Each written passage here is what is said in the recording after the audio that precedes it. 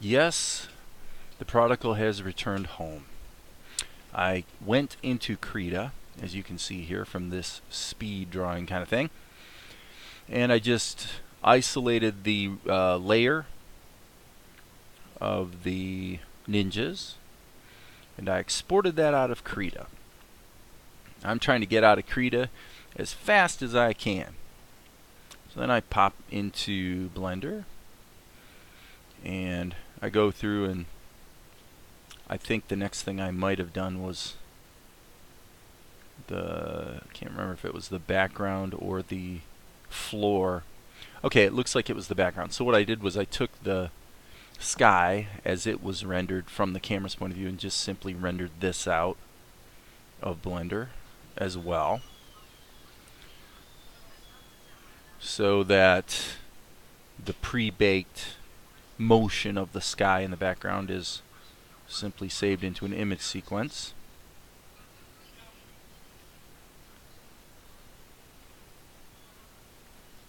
Yep, there it is, moving around properly, so that's cool.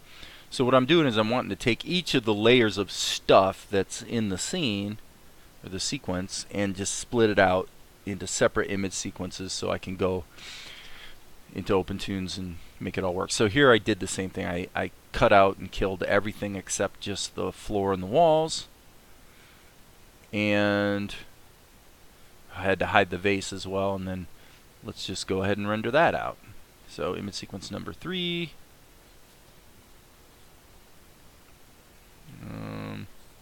Yeah, I can't remember everything I did here. Ultimately, what I did was I took the vase and went ahead and put it in its own separate scene.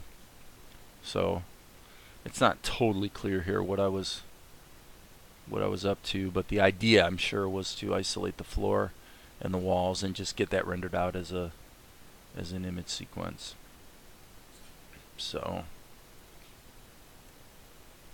now it looks like I was fiddling around with the vase. Yeah, I think that might be where I saved it out as a separate file. So this is all going by pretty fast.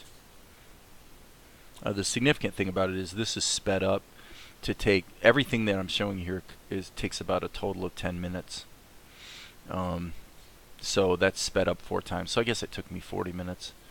I laughed later on, as you'll see, that it all took about 20 minutes, but that's not really true. It took about 40.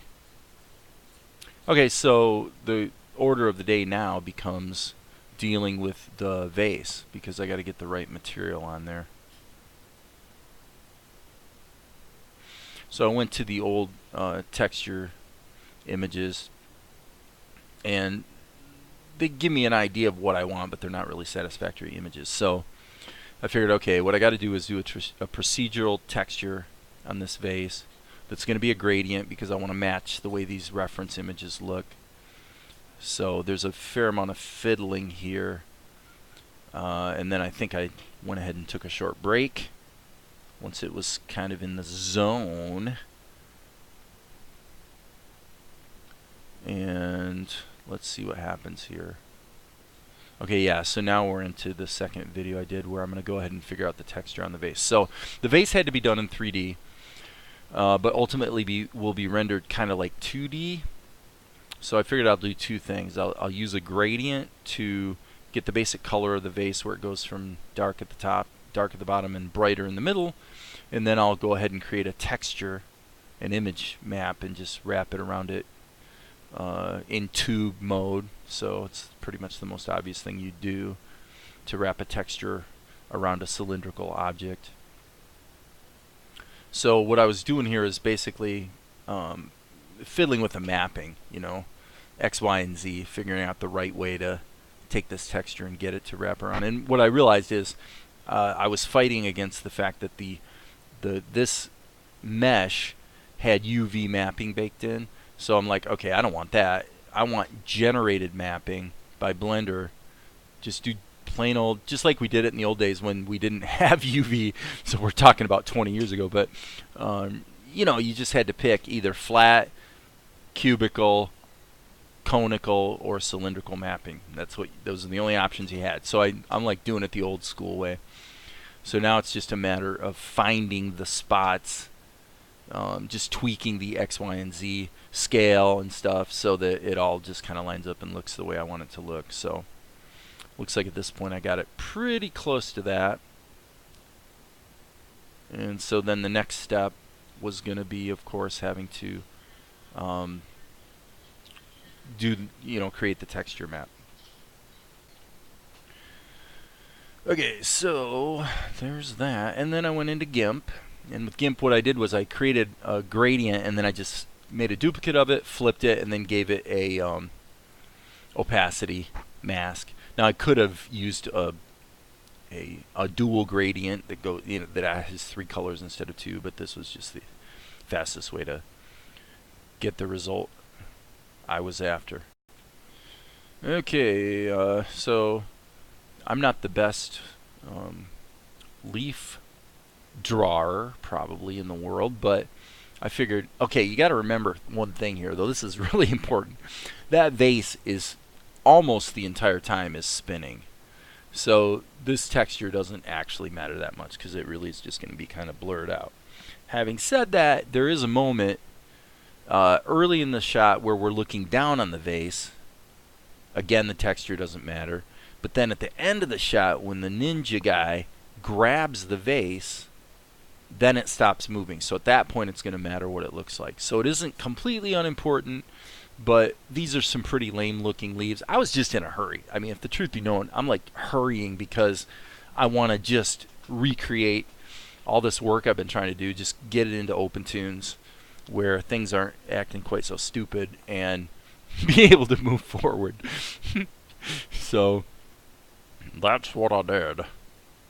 So then I'm playing around with the mapping, and then it's just dinking with the mapping, having it duplicate twice, I think, in the X, so that it actually is there. I think I set it to 3. I'm not sure. I can't see, but so it's just a matter of getting it all set. Okay, so that's actually looking pretty good. That's kind of the look we were after. And obviously some fine tuning there. I think I changed the blending mode to maybe lighten or overlay or something. It might be multiply, I'm not sure. But basically, I'm pretty happy with the way the vase is looking. And so then I'm like, okay, well, it's got to be sort of toon rendered. So I want to have outlines on it. And in my case, I'm not going to use freestyle. I'm just going to use the edge feature in Blender. So actually, as you can see here, I rendered it out, and then I'm like, wait a second, this really can't be like as 3D as what I'm seeing here. This really needs to be a little more flattened out. But actually, that wasn't the main thing. What really happened was I realized, wait a second, this has to be lit from behind. We need that lighting. It can't be in emit mode. So that was kind of a stupid attack on my part. So I went ahead and redid it, and then I went through and actually set it up for toon rendering. So it actually has the edges, but it also has a toon style material, and so all you're seeing here is me just fiddling around with the settings, trying to find something that kind of sort of looks like it might work.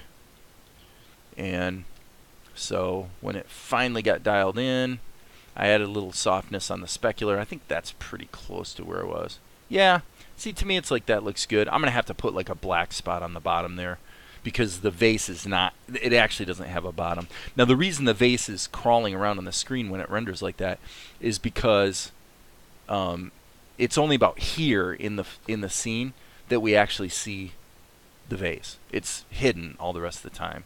So I'm just going to start it. But I wanted to render out the whole image sequence so that I knew I had a sequence of the same exact length as all the other sequences, so it'd be easy to sync them up later. So then it was on into OPENTOONZ.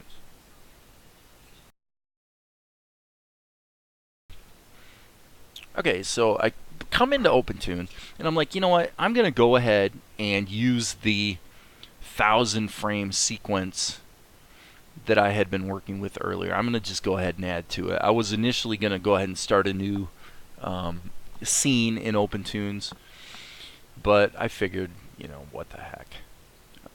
Mainly because the previous scene has Akari in the same exact position, so it transitions into really the second sequence, but it starts out with her in the same position she was in before. So that's a little problematic, but what's kind of funny about it is, and obviously there's a couple things here that need to happen. I need to lock her eyes to her body, but really, I'm just like dragging in the image sequences that I was fiddling around with so laboriously in Blender and especially Krita, and just dragging them into OpenToonZ so I can reproduce my work. And the first thing we got to do is deal with the camera move, right? So here I'm just getting all the sequences in there, and then I had to resize it because they actually were coming out of Blender and Krita at 1280 by 720, so that's broadcast HD, not full HD. Believe me, it's fine. When you scale it up to full HD, it still looks great. So what I did was I just basically used the A key in OpenToonZ to just create a couple keyframes, and I figured once the background starts moving, I need to move her too. So that's it. That's the whole. Forget the 3D move, man. This isn't 3D. This is just 2.5D, baby. It's not even really that, because all I did was just move her in space in 2D to follow what it looked like the camera was doing, and when I played it back, it looked great. So I think we're probably getting close to that right here. Yeah, see, look at that. Okay, so just to recap some of the lessons learned of late. I took this last shot from the 1,000 frame sequence that consists of basically 12 shots and simply dragged into it a background image. I dragged into it the wall that moves in 3D.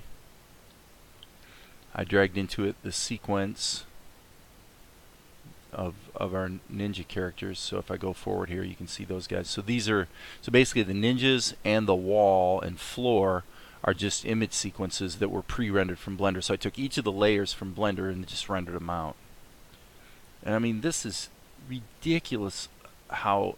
Okay, so obviously I need to go ahead and connect Akari's eyes to her body, but that's dead easy. That's 2 seconds in the schematic. So now you get through this shot, which, by the way, this is what it really looks like with the post-production effects that are in there.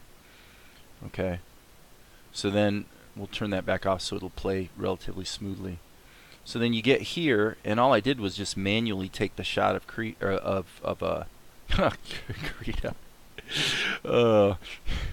Akari. This is all complicated by the fact that my dog's name, believe it or not, is Krita. So I've been calling her Krita lately. And my parrot's starting to say the word Krita all the time because I vent so much about how much Krita drives me nuts. So anyway, but I just manually put in the camera move like that. And now I just need to comp in the vase, which you saw I've already created in Blender, and I just have to put it in there where it belongs. So in other words, what I'm saying is that literally about 4 days of work with Blender and Krita have been reproduced, and putting their shadows in so that they cast shadows. That's not that tough in OpenToonZ. We can do that as a post process. So obviously we need to change the background here, but my point is, it's dead easy, and it took 20 minutes. The whole thing took 20 minutes. It's just crazy. So you can see why going forward, and I can even take some of those post effects that are in there and probably still use them, because you still have this effect. I'll have to change where it's centered so it's coming out at the top of the screen. But long story short is we're going to be working, we're going to be doing the OpenToonZ thing from here on out. So anyway, that's it. Hopefully tomorrow we can actually get this whole sequence wrapped up and move forward from there finally, right? So later on.